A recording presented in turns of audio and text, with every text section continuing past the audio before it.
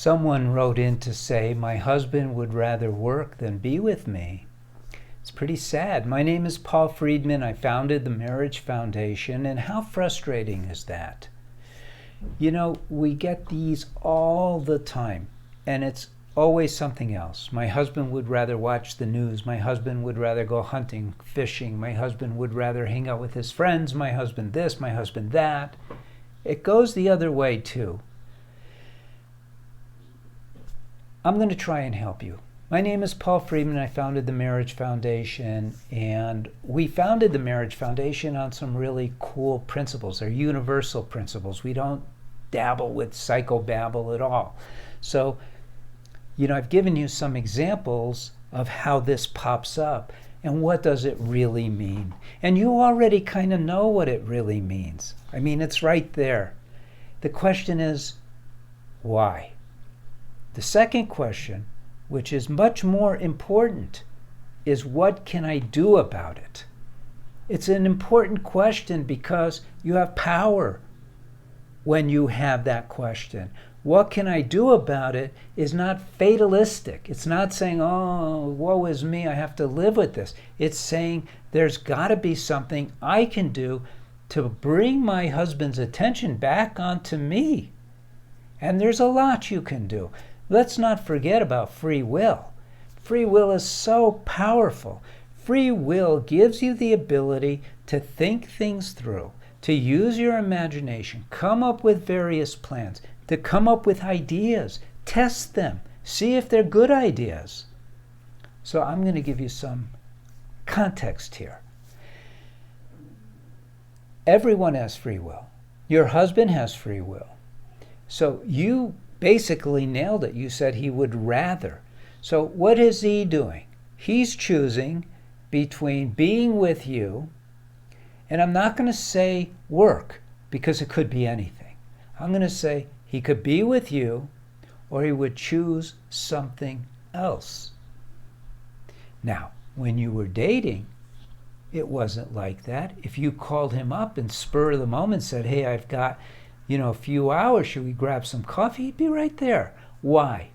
This is important because what I'm doing is I'm going to show you through the example. Now, subscribe while you're here. Subscribe to the channel so you can learn more about us. But here's what's going on. Back then, when you offered a choice between me and something else, he chose you because when you met with him, you were quite nice to him. You were loving. You were sweet. You didn't make believe. You didn't put on this facade.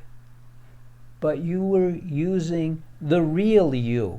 Because what is the real you? The real you is a heart-centered, good, loving woman.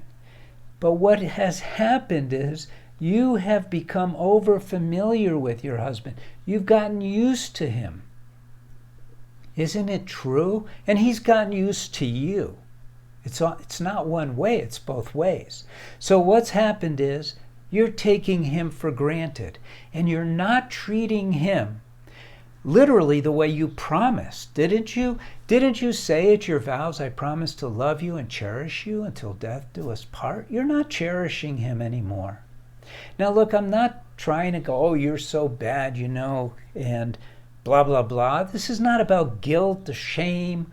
This is about what you can do now to change everything. Because you have free will. Your life begins now, right now. You can be who you choose to be right now. What's blocking you from doing that? I'll tell you. Habits.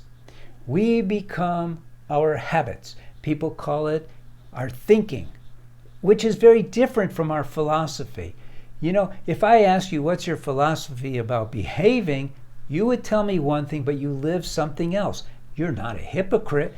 It's just that what happens is when you're in the moment, we habitually react. We need to learn how to control it. I have a couple books, we have courses. Everything is about learning how to control your own mind. Because until you do have your mind under your control, until you're at least beginning to master your mind, it is in charge of you.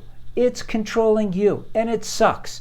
It's not supposed to control you. That's not how it's set up. You wouldn't have free will if it was supposed to be in charge of you. What goes along with that? It's very interesting what goes along with that. You are able to be happy, right? Yeah. You have free will, right? What does that tell me? That tells me that happiness is ours for the taking. It has nothing to do with outer conditions. Nothing. A little bit. It influences. I mean, when you first get pulled over because you change lanes without putting on your blinker, you're upset. But right away, you can take charge of your mind. And you could decide to love that officer, own up to your mistake, not sweat the small stuff. You have that power, which means you always have the power to be happy. Now, your marriage is in this bubble. Is it a bubble of joy? A bubble just like it is on the outside in the rest of the world? Or a bubble of suffering? It's up to you. I say that it's a sacred space of marriage. That bubble should be a container for just the two of you. Only the two of you put things in there. And what you put in is what creates your environment. Because you're married all the time. If your husband is not drawn to this, what does it mean? It means that you're not making that bubble attractive. Now, he may not be either. But it's dawning on you that he's choosing to work rather than be with you. So what should you do? You should start changing your thinking. You should start thinking about him in terms of someone who you love, who you want to please, who you want to be closer to, who you want to be intimate with. Change your thinking and watch what happens. Don't just change your outer behavior, because it won't stick. You got to change your thinking. Okay, like this video, please. Leave a comment if you'd like. And thank you for spending time with me. I hope to see you again. I'm Paul Friedman. I founded the Marriage Foundation, and we are here for you. God bless. Take care.